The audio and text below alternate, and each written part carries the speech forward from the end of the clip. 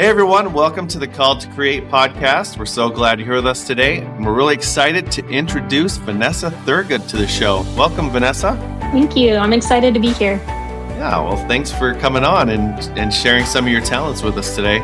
So, Vanessa, I'm told that you are one of the Praiseworthy Award winners in 2025. That's pretty cool. Yeah, it was very exciting. So, why don't you kick things off and tell us a little bit about yourself? Well, to start off, I label myself as a serial creative. I love to do anything from painting like the ones you see behind me to drawing to getting outside, horseback riding, mountain biking, whatever. If it keeps me active, I love to do it. And writing books has been an awesome experience because I can take all of those creative outlets and our outdoor adventures and put it into words and share that with others. Awesome. So do you integrate some of your adventures and life into your stories? Absolutely. After I got done writing my first book, it was more of just a reflection of all the experiences I've had in my life and different people I've met wound their way into becoming characters. And it's interesting to discover things about yourself that you never knew as you read back through your own words. Right. Yeah, that's cool. I love that. So tell us about your family. Where are you from? I originally grew up in Rexburg. I'm one of those BYU Idaho local students, but had a lot of fun. I am actually an agricultural business major with a marketing and advertising minor. And I'm one of those people that can actually say I used my degree after I graduated, because I worked for after we graduated from BYU Idaho, my husband and I moved to Michigan. And while he did his master's degree, I got to work with the Department of Fish and Wildlife. And so I helped them put on events to showcase how to eat wild game and that it tastes really good. And then we do different events like archery or teaching them how to fly fish or different things like that. And it was just so much fun. I couldn't have asked for a better experience. That's awesome. After that, we moved here, and now my husband and I, we've got 3 little kids, all wonderful, spunky, just very active, outdoorsy kids. It's been a lot of fun. Sounds like fun. Yeah, it's funny. I grew up, me and Darla, we both grew up in southern Alberta. And I remember as a kid just having free reign to go anywhere we wanted, right? It's such a different world. I mean, living in the city, so we live in Ogden, Utah. And I mean, it's just so different here. Our kids did not have the freedom to roam like we did. No. My kids are still fairly lucky because we have a little bit of acreage around us, and we have my husband and I run a berry and cut flower farm. So to add to our busyness, we like to do that. But our kids are just total tree climbers, burying each other in the sand dunes and just mud monsters. So That's great. They still get a lot of that free reign. That's good. I love that. Brings back memories. Well, awesome. We're really excited to have you on the show. So why don't we turn the time over to you and you can kind of tell us where your story begins. Yeah, you bet. So I will be the first to say that I never planned to be a writer, ever. My first dream when I was a kid was to be a horse trainer because my family raised lots of horses. We bred horses. So that's what I was going to do. I was going to train every horse that we had and whatnot. But then as I got into high school, I got into photography and just thought, that's what I'm going to do. I'm going to be a photographer. But then I got into college, and coming from a farm background, then I was like, oh, I should do something related to agriculture. So I went into agricultural business and loved still bringing in the photography. So I did photo design and graphic design and anything related to marketing and advertising. But I will say, just because we think we know what we want to do with our lives does not mean that's what we should actually do with our lives. And God is very good about directing us where we need to go. Because after my husband and I got done with his graduate degree, we moved to Western Idaho. I spent 4+ years being a professional photographer over there. And I loved that. I loved the people I got to meet. I loved going to the events until one day I didn't. I came home from a job completely just exhausted. I was fed up with trying to find sitters for our kids when I had events. And my husband was getting more involved with work. So I felt stretched to the limit trying to take care of our little family. And I said, I can't do this anymore. And so after that day, I just sat down with God and I'm like, I don't know what I'm supposed to do. You know, I've tried all these avenues. I have 2 little kids, 4 and 2. I don't want to do anything that's outside of the home because I want to be there for them. And in the process of that conversation, the idea gradually grew on me like, you remember all those notebooks that you wrote down, all the wild dreams that you had growing up? Maybe you should open those up because maybe there's something there. So I surprisingly had all of those old notebooks that I had from when I was a teenager. And I'm flipping through them and I come across this dream that I had written down when I was 15. And the dream was me riding my horse and we go into a cave.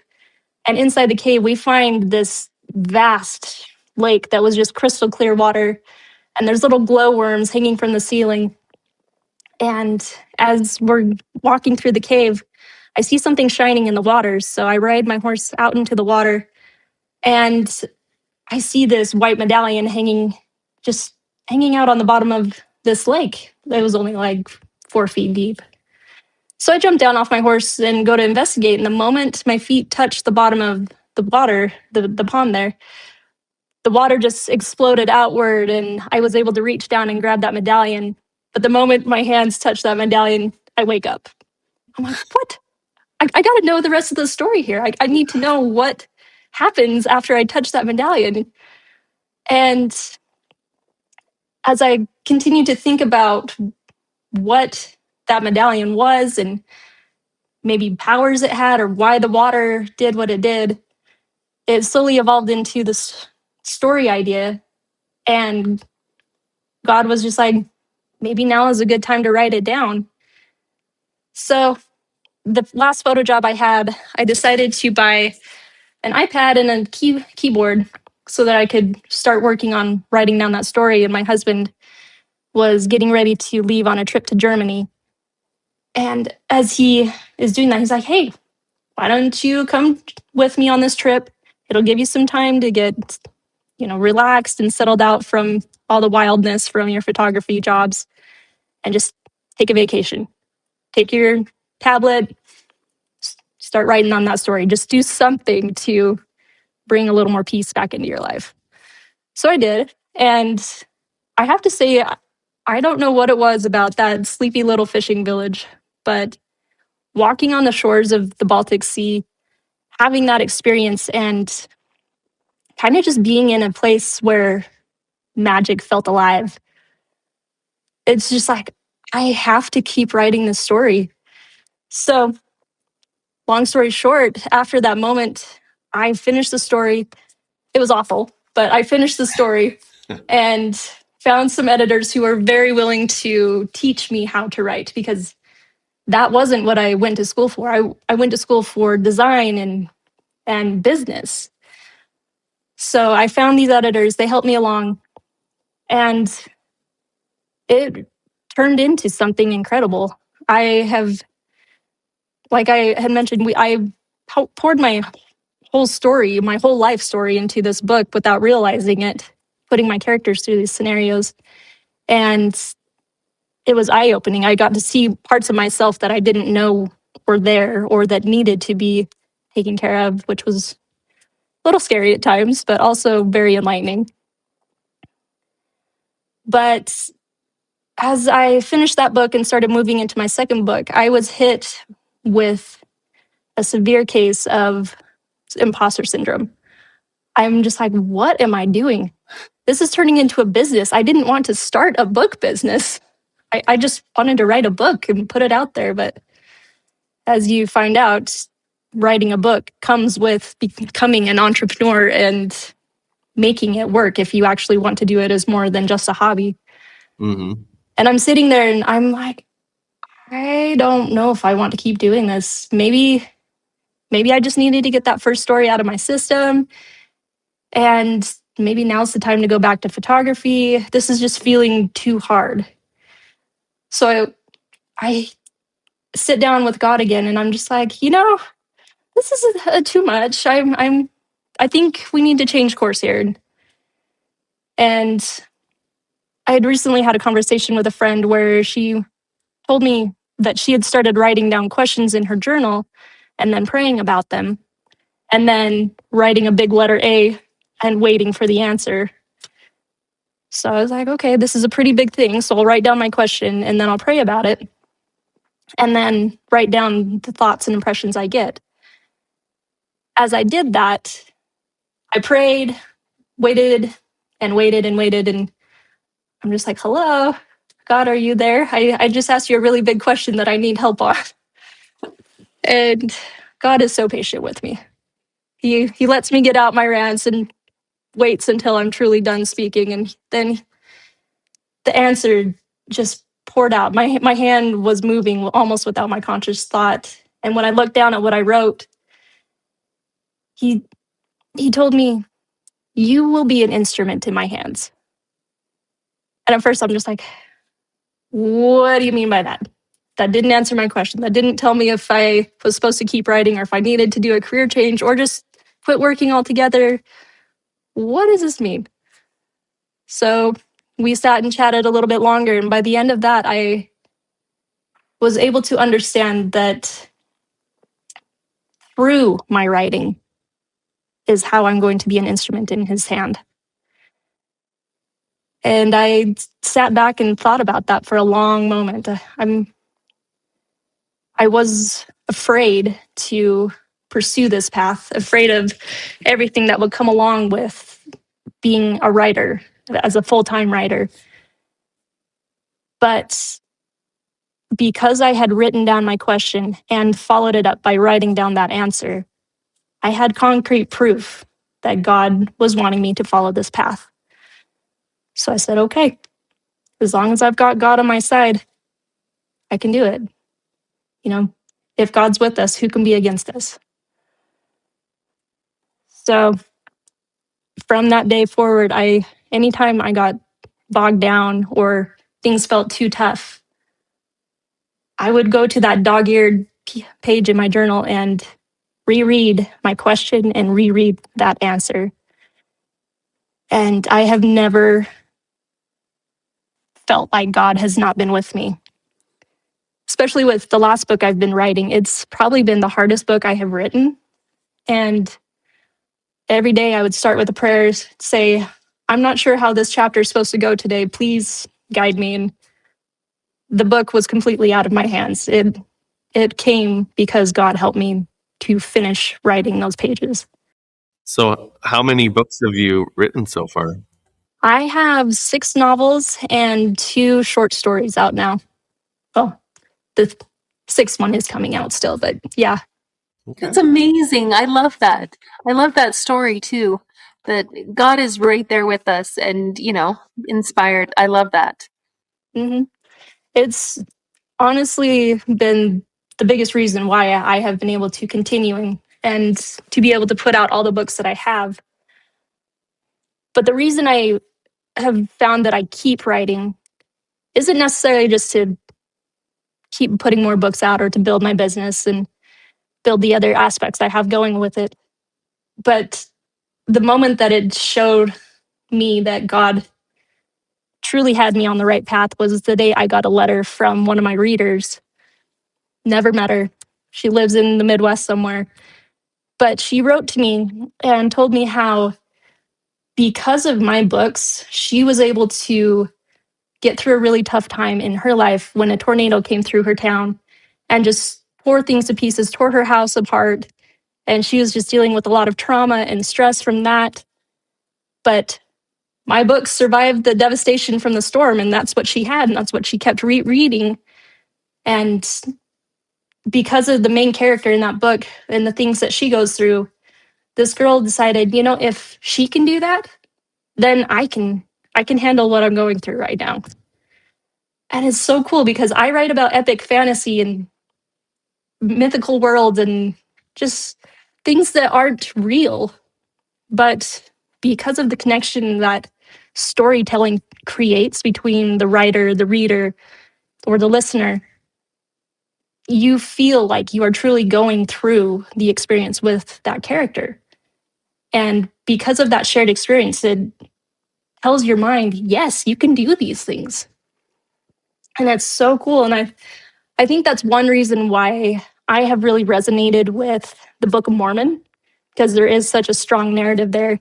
You can identify the characters like Nephi and Helaman and Captain Moroni and the 2000 stripling warriors. And I always love, especially like Captain Moroni's story with the title of Liberty, because you think of the unrest that happened during the time of the Nephites there, and it was a rough time. There were people trying to take away their liberty, their homes, and Captain Moroni.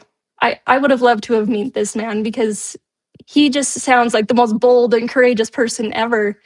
And most of us, when we hear about political things going on, we might grumble to our friends and just say, "Oh, I wish things would get better." But not him. He was like, we are going to take care of this situation and we're going to do something about it right now. So he grabs probably one of his nice coats, shreds it, and then writes these words on there saying, "In memory of our God, our religion and freedom, our peace, our wives, and our children." And then he ties that to the end of the pole. And then he puts on his armor and gets his horse and rides to every town. And by the end of it, he's got a legion of soldiers following him, all ready to stand up for their beliefs. And I'm just like, we have to find a way to embody that courageous spirit, because if there's people like that out there, that means that we can do that too. We can stand up to people who are trying to compromise our beliefs and the things that we are doing because they did it. I love that aspect of stories. You can be transported and learn so much just by hearing other people's experiences. And that's why podcasts like this are so needed, because you're sharing stories, you're sharing light. And that's what God has asked us to do. Don't hide your light underneath a bushel, share it, talk to people. Yeah, stories are so important. They teach us so much. I mean, that's why the Savior even taught in parables and stories, is because they are so powerful, because they are much more to our heart. Well, and you remember stories a lot better too, right? If somebody's just You talking do. at you, if somebody versus somebody tells you a story, it's just something that it's easier to recall and think about what's in that story. Yeah, my writing coach actually taught me a trick as we're preparing to do public speaking events or church talks, for example. You start your talk with a story, but you leave the ending. You don't give away the ending at the beginning so that everybody's on their edge of their seats, begging for the end of the story while you give your lesson and the examples. And so by the end of the talk or the lesson, then you give them the final piece of information. And I've done that a few times, and I've had people come up to me, "I'm so glad you finished that story." And I'm thinking, I'm so glad you listened to the rest of my talk. That's smart too. I honestly, writing stories and writing the characters that I do, because of how powerful stories can be, I've found that the more human I can write characters, the more flawed and the more mistakes they make, the more relatable they are to people. And so in my stories, I've got very flawed families who fight, but they also know how to apologize. I've got relationships that don't work out because not every relationship works out in life.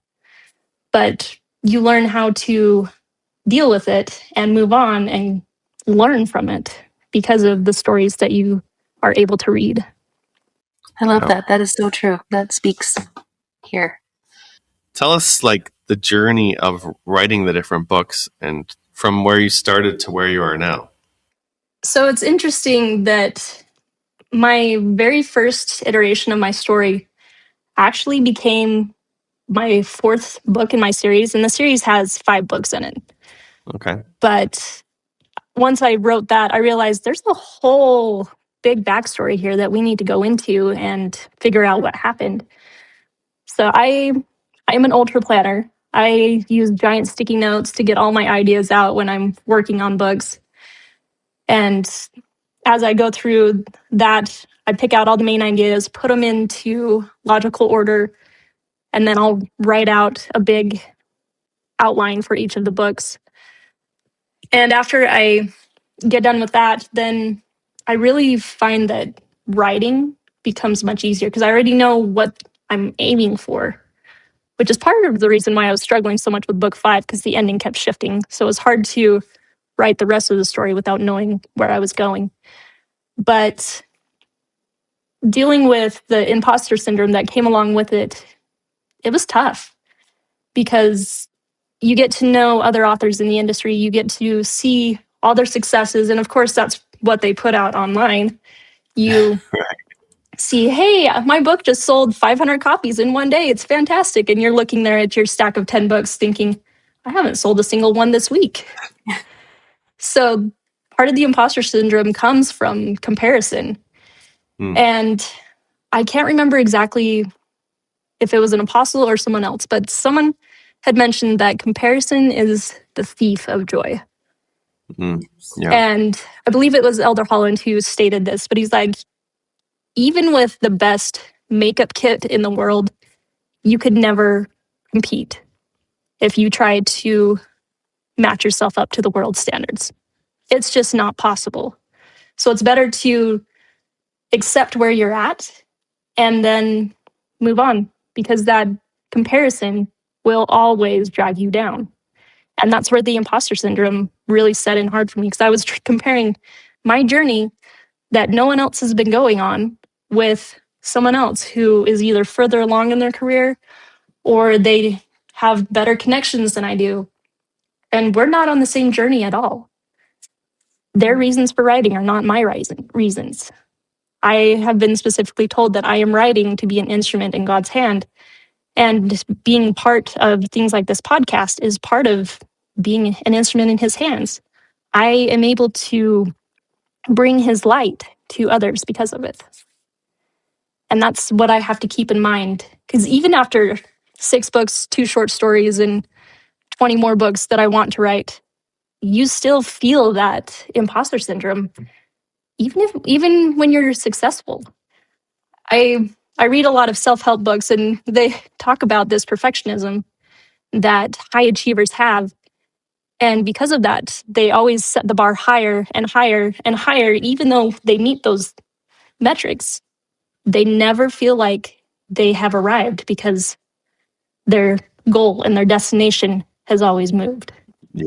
And that's another reason why imposter syndrome in comparison will always drag you down. Yeah, I got my degree in business as well. And I've started many businesses, as Darla can attest. But So many. I've been working on the next big business this past year. And even though I've started a lot of businesses, I still get that. I still feel that, right? I'm like, Yeah, who are you to do this, right? exactly. And you just have to push through it. And I think that's having your why as to what you're doing is huge. Because if you don't know why and you can't answer that question, then when that imposter syndrome hits, you're going to be sitting on the floor wondering what you're doing with your life and why you are trying to do something as wild and crazy as whatever it is you're trying to do. Mm-hmm. But developing that why, and especially if you're developing it with God's help, it becomes concrete and it's so helpful. That's so true. The why. That's very good. So now that you're 6 books in and you've said you've got 20 or more ideas in the pipe, like, are you still excited about writing? Is this still something that you're passionate about? How do you see the future? I honestly see myself just continuing on with writing. when I first started this journey and trying to just do away with the burnout from photography, I told myself, when the writing thing stops working, stops serving you, well, just let it go. You wrote something, great. 90% of people say they want to write a book, 1% do. You wrote a book, so you're part of that 1% that achieved something. So pat yourself on the back and move on. But I have to say that after 8 years, I only feel like I'm getting going, because now I get to coach authors. I run a story, it's called Story Quest, but I help authors write their books, go from idea all the way to published manuscript.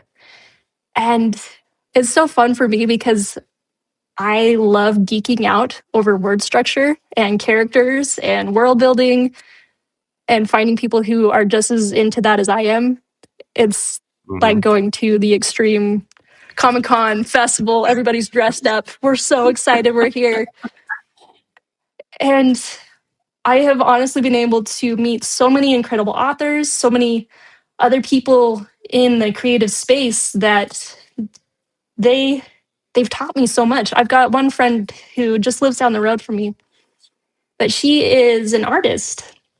And she and I were talking one day, and she just put the idea out there. She's like, I really love to just help women who are feeling burned out and struggling. And I feel like I want to do something for them. I don't know if it's a retreat or what we need to do, but I really feel strongly that I need to do something about it, but I don't know what to do. And as she will attest, she's got ADHD and just, creative idea here, here, here, here, here, and trying to chase them all at once. And it's hard to stay focused and get it done.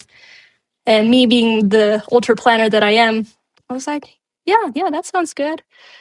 But as I went home after that conversation, again, the spirit was nudging me and saying, you really need to text her back and tell her that you will help her with this event. And I'm thinking, I've got a lot of stuff going on. So I don't know if I need to add something else to it, but when the spirit's nudging you, it gets hard to ignore pretty quick. And I'm trying to get better about acting on those promptings a little bit quicker than I have. So I texted her back and I told her, your idea is great. I think people definitely need that, because both she and I had dealt with burnout from professional careers and just being a mom. Because sometimes, especially if you've got young kids, you kind of feel like you're trapped in your house some days. And it's hard to just feel normal and like yourself. So because of that, I think we need to go through with this event, and I will help you make sure it happens. And we did. We put on this creativity retreat for women in our neighborhood who just are feeling burned out and need to do something to reconnect with their creativity and just find joy again in their lives. So we hosted a tea party and taught them photography, and we did dancing and drumming and watercolor painting and drawing, and just we had so much fun. And if you were to take a picture or even just a video interview of those ladies when they first walked in for the event, they were stiff, they were scared, they were just like, I'm not sure if I'm here doing the right thing. But by the moment they left, they were just glowing because they had reconnected back with themselves. And again, you come back to God puts you in places and helps you to do things long before you ever realize what's happening, so that you can help people to draw closer to Him, to feel less stress, so that they can feel the Spirit more. And that's why we do these creativity retreats.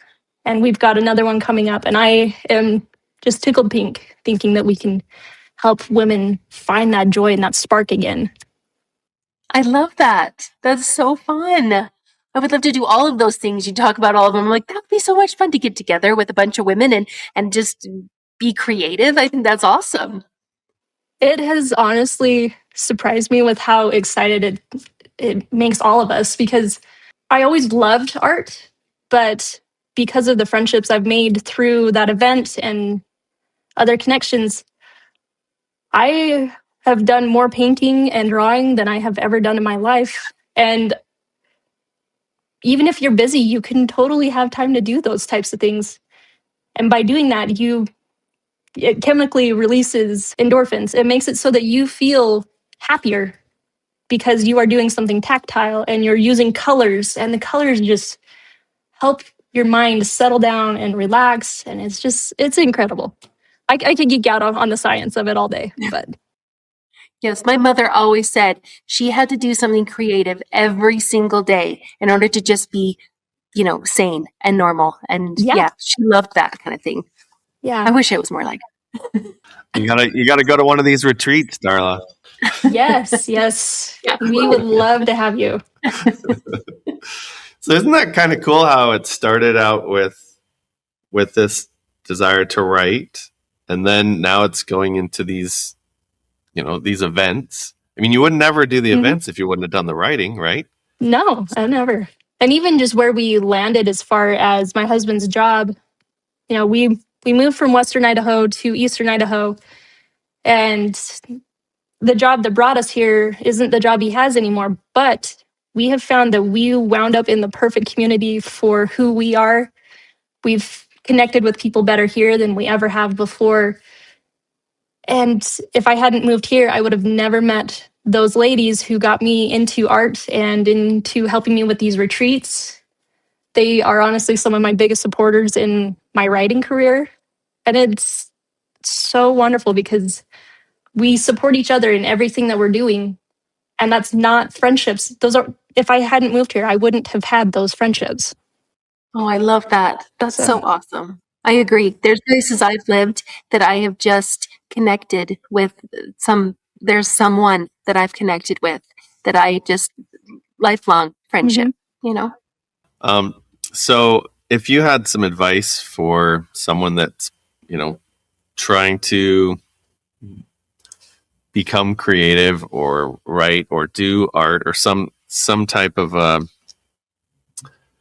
don't know, a skill that they want to pursue, what do you have any advice for them? One of the biggest things I would suggest is pick one. I know as creatives, I struggle with picking just one because I love music, I love dancing, I love drawing, I love painting, I love writing, I love being outdoors. I have tons of hobbies and interests. And a lot of creative people have that same problem. So by picking just one to start, I think is one of the biggest helps. But then find someone who is supportive and you can check in with, because having that support is huge. I'll admit, when I first started writing, my family just kind of thought, oh, this is just the burned out mom talking, that she just needs something to do. Yeah. But after 2-3 years, they're like, oh, this is serious. You're like creating a business here. But it wasn't always that way. And so having good support makes a huge difference. And then not judging yourself as you are in the process of creating. I was listening to the Come Follow Him podcast with John, by the way, and Hank Smith. Mm-hmm. And recently they had a guest on there who was talking about the creation. And I wish I could quote her word for word because it was just absolutely beautiful. But she stated that in the beginning, creation was messy. God didn't have a perfect world to start with. He had to form it from unorganized matter. I mean, look at your house. I'm sure there's unorganized matter somewhere.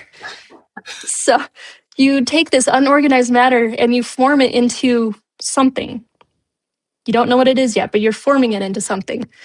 And then you take more time, you take more detail, you put the detail in there, you add a little bit of this, a little bit of that, until what you create has become perfect. And that is the life we are creating. Our lives are in the middle of creation.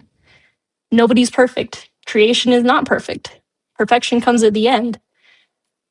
And it's okay. That's what we're here for. We're here to learn. We're here to make mistakes. And as you are drawing or editing or writing or whatever, you make mistakes. My manuscripts have been full of them. My editors come back bleeding my manuscripts. They are just red.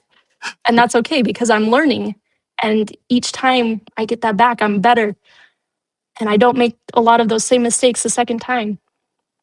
And I loved that. It just absolutely resonated with me because we get into that perfection mindset where if we don't do it right the first time, then we're just not good at it. No. You need to take the time. Don't do it with judgment. Just allow yourself to experiment and create. And then when you see where you can improve, that's where you go. And that is really what I would want to tell someone who is looking to get into some creative aspect. Just try. Great advice. So we haven't even talked about your books. I know kind of getting to the end, but tell us a little bit about your series. What's it about, and what's your target market? And the name of it, so I can write it down and go buy it. You bet. So the series name is the Comstock Chronicles. It's a young adult fantasy, but it kind of graduates to a new adult fantasy. I love to bring in a little bit bigger themes than clean fantasy sometimes does. Because I'll bring in hard-hitting topics like human trafficking or manipulative relationships or different things like that. But it's always with the intent that these things are bad and there are ways that we're going to do better. And we're going to get out of these terrible situations so that we can become better and do better in life. So my books, while they have those harder themes, there's also a little bit of humor sprinkled in.